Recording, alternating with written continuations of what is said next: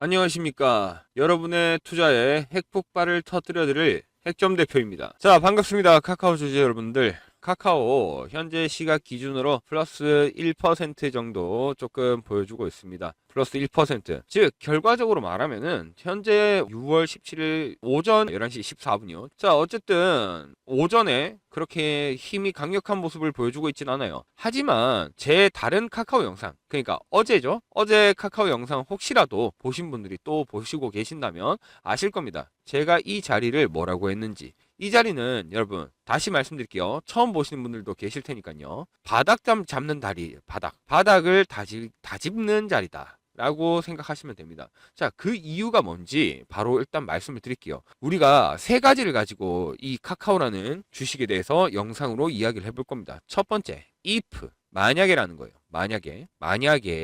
그 다음에 두 번째가 이제 목표가, 그리고 우리가 흔히 타점이라고도 하는 핵점, 얼마에 추매하고 얼마에 매도하고 얼마에 매수할지, 네, 요런 핵점. 그 다음에 세 번째가 바로 기업 가치예요. 자, 기업 가치 얘기하면 사실 이제 뭐 다들 아는 내용이라고 그냥 지나가시는 분들 많은데, 여러분 이 기업 가치 여러분들이 모를 만한 그런 중요한 내용이 들어 있습니다. 그러니 영상 꼭 끝까지 보시는 걸 추천드려요. 그리고 이 기업 가치를 알아야지 나의 목표가에 힘이 생기고요. 그리고 이 기업 가치를 알아야지 내가 만약에라고 우리가 생각했을 때 거기에 대한 근거가 됩니다. 이해되셨죠? 자, 기업 가치 꼭 아셔야 된다 말씀드리면서 요 세 가지로 오늘 영상 총 정리해 보도록 하겠습니다. 영상 바로 시작할게요. 바로 첫 번째 if입니다. 자, 만약에 어떤 if냐? 카카오가 오르냐? 카카오가 카카오가 떨어지냐? 이게 아니라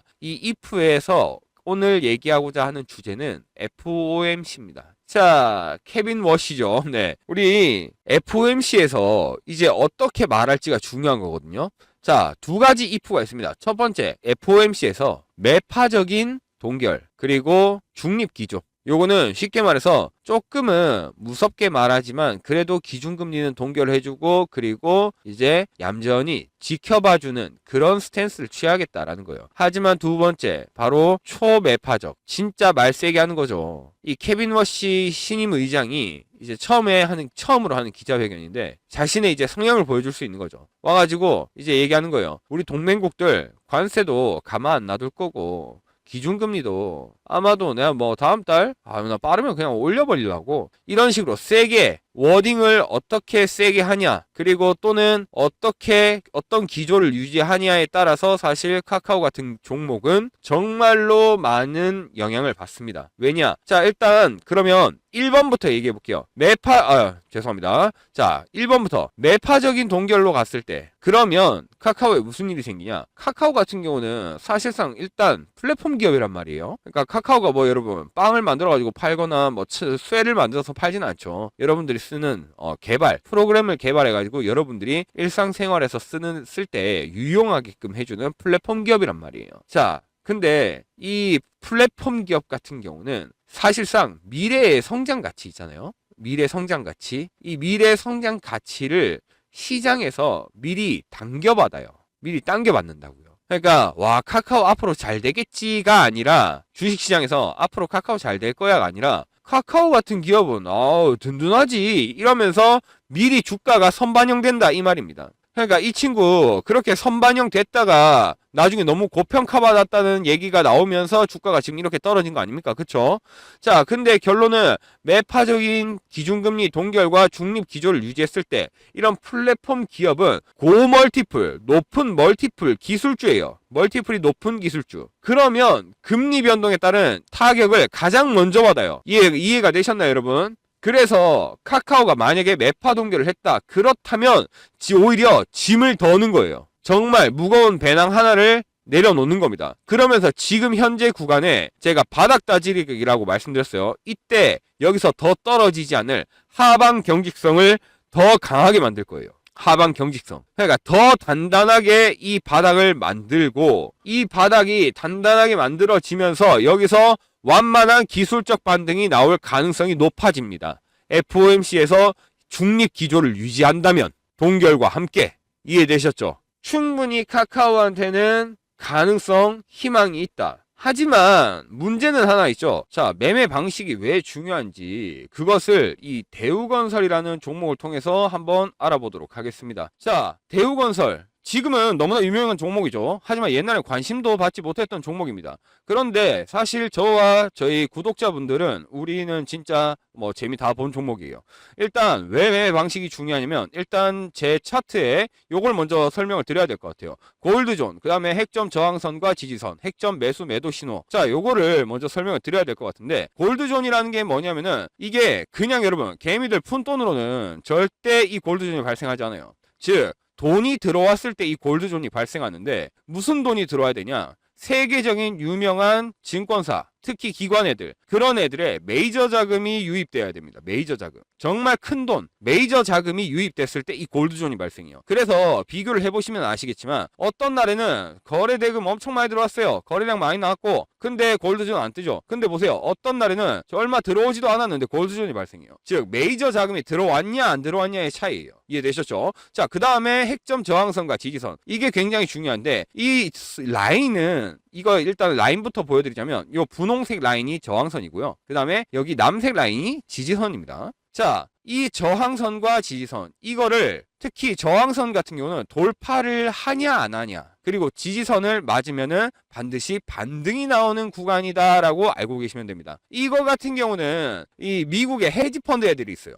헤지펀드 애들. 이 헤지펀드 애들이 자주 쓰는 방식 중에 하나예요. 얘네가 저점 매집을 하거든요. 헤지펀드 애들이 저점 매집. 이 저점 매집을 할 때 쓰는 알고리즘을 제가 영웅문 HTS 여기 이식한 겁니다. 수식을 제가 이식했어요. 그래서 결론은 뭐다? 핵점 저항선을 돌파하면은 계속 가요. 돌파하면은 또 계속 갑니다. 돌파 또 가요. 이제 핵점 저항선에 딱 맞는 순간 추세가 꺾이죠. 여러분 이런 식으로 매매를 해야 돼요. 자, 그 다음에 지지선 뭡니까? 반등 나온다, 반등 나온다. 네, 맞으면 반등이 나오는 거예요. 여기는 이제 살짝 떨어졌지만 근데 분명히 걸쳤죠. 마지막 종가가 걸쳤단 말입니다. 종가가. 자, 종가가 걸쳤죠. 그러면서 결론은 반등이 나왔다는 거예요. 반등이. 이거를 우리가 알 수 있는 거예요. 지지선과 저항선. 지지선에서는 반등이 나오고 저항선에서 돌파하면 더 간다. 하지만 맞으면은 저항선을 맞으면 뭐다? 추세가 꺾인다. 이거를 기억해놔야 돼요. 그 다음에 매수 매도 신호. 요거 같은 경우는 이제 딱 설명을 드리자면 제가 방금 앞에 세력들이라고 얘기했어요. 뭐 헤지펀드 그 다음에 이제 뭐 증권사 그런 애들 걔네가 이때 매수할 때 저점 매집할 때 얘네도 이제 매집을 하니까 호가창이 뜬단 말이에요. 호가창에. 근데 그 호가창이 유난히 가속도가 붙는 구간이 있어요. 유난히 특정 속도 이상 가속도가 붙습니다. 그때 뜨는 신호가 이 핵점 매수와 매도 타이밍이에요. 자, 그래서 정리해서 보면 이 골드존이 이날 한번 발생합니다. 작년이죠. 작년에 한번 발생해요. 매수 신호가 뜹니다. 어라? 뭔가 느낌이 있네. 네. 그 다음에 자, 한 번 더 매수 신호가 뜹니다. 아마도 이 대우건설이라는 종목이 2026년에 큰일 치르겠다라고 이제 생각을 하는 거죠. 자, 그러면서 쭉 차트가 지금 이래서 그렇지 길게 봐서 그렇지 이때만 보면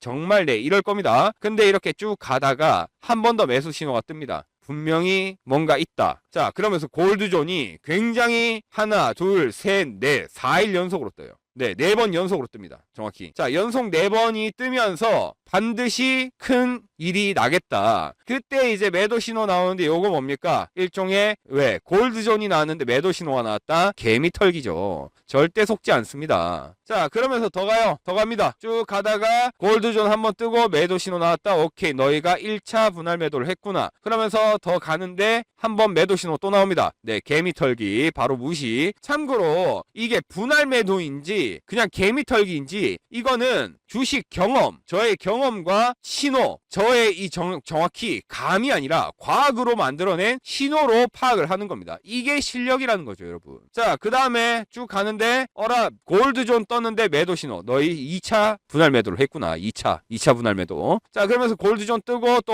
오케이. 너희 여기서 3차. 자, 근데 계속 뜹니다. 왜? 핵점 저항선을 돌파해버린 거예요. 여기서. 지저분하니까 다시 한번 보여드리겠습니다. 여기서 핵점 저항선을 돌파해버렸다. 그러니까 더 가겠구나. 더 가죠. 더 갑니다. 쭉 가요. 돌파. 하지만 매도.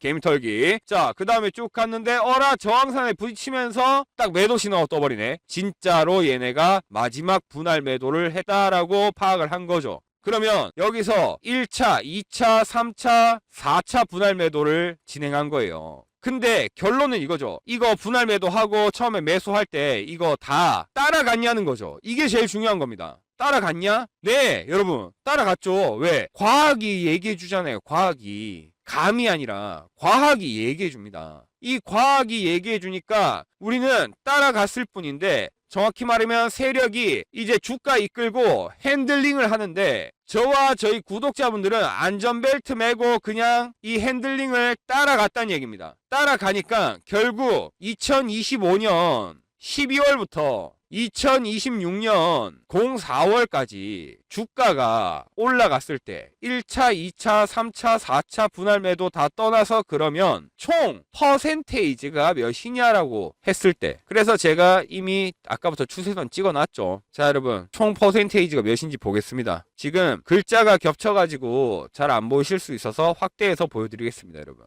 자 총 퍼센테이지 14%. 여러분 주식은 이렇게 하는 겁니다. 즉 지금 제가 여러분들한테 강조드리는 매매는 과학에 의한 저점 매매, 감으로 하는 저점 매매가 아니라 과학에 의한 저점 매매입니다. 이게 정말 중요해요. 그러면 아니 말하는 건 알겠는데 이게 실전에도 통하냐, 지금 같은 시장에도 통하냐라고 물었을 때 통한다라고 말씀드리고 싶은 거예요. 왜? 여러분 이걸 보여드리겠습니다. 자 여러분 보시면 아시겠지만 상장입니다. 키움증권 자 1억대 제 닉네임 중간에 모자이크 처리해놨고요. 키움 영웅전 2023년 3월 해외 정규전에서 우수한 성적을 거두었기에 상장을 수여합니다 해가지고 10월 10일에 받았습니다. 요때 감사장도 받았고요. 이 상장 그러면 상장이 아니라 여러분 이거 사이트 들어가면 다 나오거든요. 자 인터넷 사이트를 들어가 보겠습니다. 자 사이트에요 여러분. 뭐 조작도 불가능한 실제 인터넷 사이트입니다. 자 여기서 아까 2023년 3월이에요 3월 2023년 3월 자 아까 앞글자랑 두 글자 보셨죠? 앞글자 이제 상장 다시 보여드리면은 앞글자 시 끝 이제 끝에가 대시입니다. 그럼 이제 보여드려야죠. 자 여기 보시면은 지금 똑같이 뭐 모자이크를 좀 했지만은 여기 보시면 앞에 앞글자 시와 끝글자 대 상장과 동일하다는 걸 보실 수 있습니다. 2023년 3월 1억 대회에서 키움증권 명예전당에 올라가 있다라고 말씀드리고 싶은 겁니다. 이때 이런 매매 방식이 통해서 결국에 대우건설의 퍼센테이지가 몇이다? 1014다. 그러면 돈이 뭐 얼마냐 이런 건 여러분들 그냥 상상에 맡기겠습니다. 어쨌든 이렇게 저점 매매를 해야 된다라는 것을 강조하고 싶은 거예요. 과학에 의한 저점 매매를 해야지 우리가 진짜로 내 계좌의 손실을 방지할 수 있다라는 것이 제가 말하고 싶은 요지입니다. 아시겠죠? 과학에 의한 저점 매매 이거를 반드시 기억하셔야 됩니다. 자 그러면 이제 카카오로 돌아와서 이제는 여러분의 눈이 트이셨을 거다라고 감히 말씀드리겠습니다. 왜? 골드존이 이제 뭔지 알 거예요. 메이저 자금이 유입되는 거, 그 다음에 이제 매도선, 그 다음에 매도 신호, 그러니까 매수 신호와 매도 신호, 빨간색, 까만색, 요게 이제 보이시죠? 자, 매도 신호가 오늘 한번 떴지만은 그럼에도 불구하고 카카오는 지금 아주 강력한 차트를 만들면서 다음에 추세 전환을 노리고 있단 말이에요. 그럼 이 추세 전환에서 우리가 어떻게 할 것인가 했을 때 그러면 아까 말했듯이 기업 가치 그럼 기업 가치라고 바로 얘기할게요. 카카오 같은 경우는 여러분 작년에만 돈을 역대 창사 이래 최대 수익을 봤습니다. 그만큼 작년에 돈을 많이 벌었어요. 근데 그 와중에 재무 안전성이 확보되고 있습니다. 왜냐? 그동안에 문어발식 쪼개기를 했던 카카오페이든 카카오뱅크든 그런 막 기업들 막 상장시키면서 그냥 완전 문어발식으로 했잖아요. 이런 것들 전부 다 계열사 안정화를 시켰거든요. 근데 그 계열사 안정화를 뭘로 시켰습니까?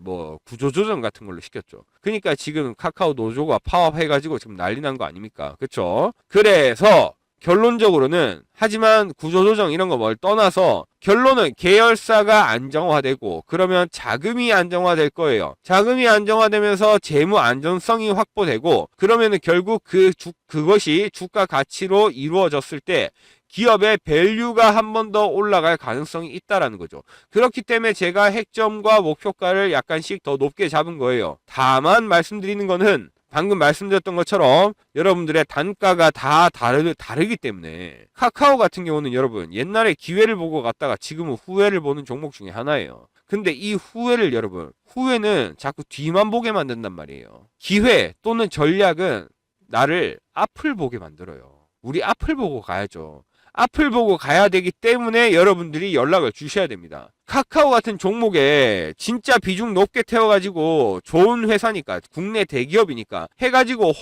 정말 혼자 매매하다가 깡통차기 딱 좋은 종목 중에 하나입니다. 카카오 같은 게 절대 그렇게 매매하시면 안 돼요. 그렇기 때문에 여러분들 신호 같은 거 이런 골드존 매수 신호 매도 신호 그 다음에 이런 저항선 지지선 꼭 신호를 받으셔가지고 여러분들이 과학적으로 주식을 하셨으면 좋겠어요. 과학적으로 논리와 기법이 살아 숨쉬는 주식 그런 게 여러분들 계좌를 바꿔줄 수 있지 않나 라고 생각합니다. 그러니 내가 지금 카카오 얼마에 어떻게 해야 될지 모르겠다.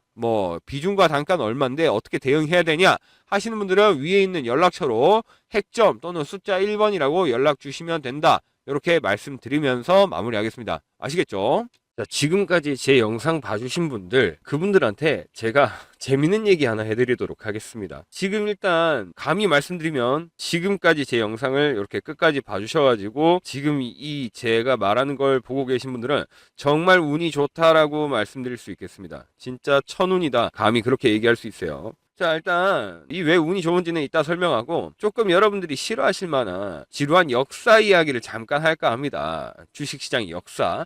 그 중에서도 2011년도의 미증시를 얘기 한번 해볼까요? 여러분이 지금은 사실 우리가 서학개미라는 말이 나오면서 미국 증시에도 굉장히 많은 관심을 가지고 계십니다. 근데 2011년도에는 아니었어요. 주식이 유행하기도 전이었고 특히 코로나 전이기 때문에 이때는 많은 분들이 미증시에는 관심이 없었어요. 근데 2011년도에 미증시가 어땠냐 이걸 이제 제가 말씀드리고 싶은 건데 자 요걸 한번 보겠습니다. 자 여러분 어떻습니까? 2011년도에 미증시입니다. 2011년도에 참고로 지금 보시는 거는 S&P 100 지수입니다. 자 미국 어떻습니까? 2011년도 최고점을 찍습니다. 최고점을 찍고 이걸 그대로 반납합니다. 자 마우스를 한번 올려볼게요. 보이십니까 여러분? 고가가 144% 찍히는데 종가는 9%예요. 그러니까 플러스 100%였는데 다시 마이너스 100%가 됐다는 얘기입니다. 마이너스도 100%도 넘었죠. 정확히는 130%가 넘었습니다. 자, 그만큼 미증시에서 문제가 뭐였냐? 어마어마한 변동성 장세가 심각했다는 거예요. 2011년에는 말도 안 됐어요. 그러니까 이때 우리가 진짜 좀 솔직히 말해서 미국에서 주식하는 미국 개미들 뚝배기라 그러죠. 머리통이 다 박살난 거예요. 그냥 정말. 근데 이런 시장에 사실 제가 살아남을 수 있었던 이유가 있습니다. 제가 2011년도에 유펜이라는 대학을 다니고 있었거든요. 이제 유펜.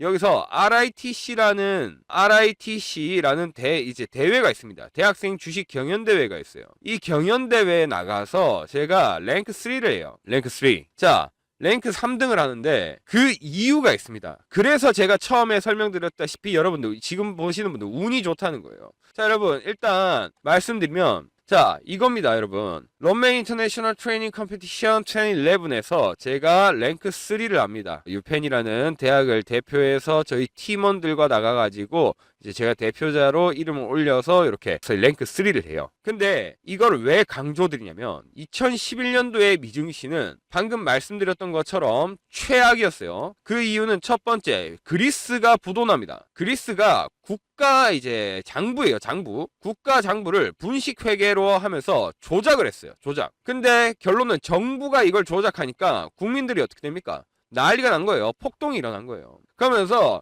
그리스가 국가 부도 진짜 파산하려고 했어요. 나라 자체가 그냥 파산, 부채를 갚질 못하니까. 그러니까 국민들이 폭동이 일어났어요. 이게 이 첫 번째 유럽발 악재예요. 그 다음에 두 번째 미국이 역사상 최초로 미국 역사상 정말 여러분 미국 하면 뭡니까? 솔직히 말해서 우리가 심리학 용어로 권위 편향이라고 합니다. 근데 이런 거죠. 미국이 뭐 한대, 미국이 전쟁한대, 아니면 미국이 뭐 건설한대, 미국이 인프라 투자한대 하면은 굉장히 신뢰가 가시죠, 여러분. 진짜 신뢰가 든든하잖아요. 근데 이때는 아니었어요. 왜? 신용 등급이 원래는 미국은 늘 항상 트리플 A였어요. 신용 최고 등급입니다. 근데 이때 미국 신용 등급이 강등됩니다. 뭘로? A, 2A 플러스로. 이렇게 강등됩니다. 그러니까 미증시가 박살이 난 거예요. 이렇게 미증시가 박살났는데 결론은 제가 랭크 3를 했다 그랬죠. 왜 이제 여러분한테 제가 이 영상 끝까지 보신 분들은 운이 좋다라고 말씀드리는지 결론을 말씀드리겠습니다. 이때 랭크 3를 할 수 있었던 이유, 박살난 미국 증시에서 랭크 3를 할 수 있었던 이유, 바로 매매 방식이에요. 매매 방식. 근데 여러분들 매매 방식이 여러 가지 방법이 있죠. 뭐 차트 매매도 있고 뇌동 매매도 있고 뭐 나쁘게 말하자면 그런 것들이 있는데, 이 매매 방식 중에 제가 말하고자 하는 거는 바로 알고리즘 매매입니다. 알고리즘 매매. 여러분 지금에서는 대한민국에서도 이게 좀 보이긴 하는데, 옛날에는 알고리즘이라는 단어 자체도 좀 생소했어요. 지금은 알고리즘 하면 다 알지 않습니까? 알고리즘이 뭡니까? 쉽게 말해서 여러분들이 뉴스를 보는데, 뭐 유튜브로 뉴스를 봐요. 그러면 그 다음 추천 동영상도 뉴스예요. 자, 뭐 주식을 봅니다. 그러면 그 다음 추천 동영상도 주식입니다. 이런 식으로 이게 알고리즘이잖아요.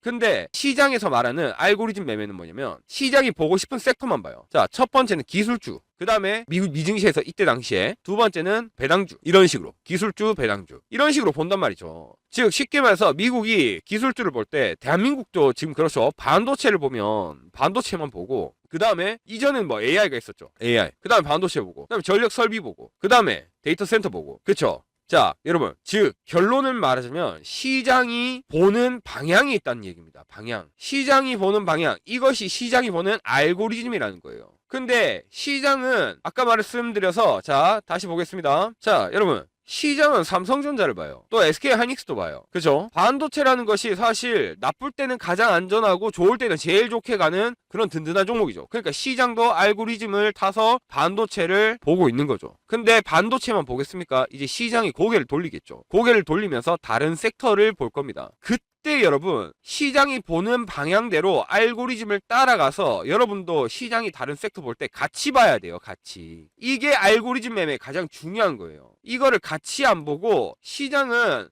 반도체 다음에 이제 이걸 보고 있는데, 여러분은 반대로 가버리는 경우가 많아요. 이래버리면 난 사실 손실이라는 슬픈 결과를 맞이할 수도 있다 이겁니다. 그러니까 반대로 오지 말고 시장이 보는 방향대로 봐라. 그럼 알고리즘 매매를 해라 이겁니다. 남들 다 반도체로 돈 벌고 있을 때 놓치면은 진짜 남들 돈 버는 거 구경만 하면서 소리만 지르고 있는 거예요. 이 알고리즘 못하면은.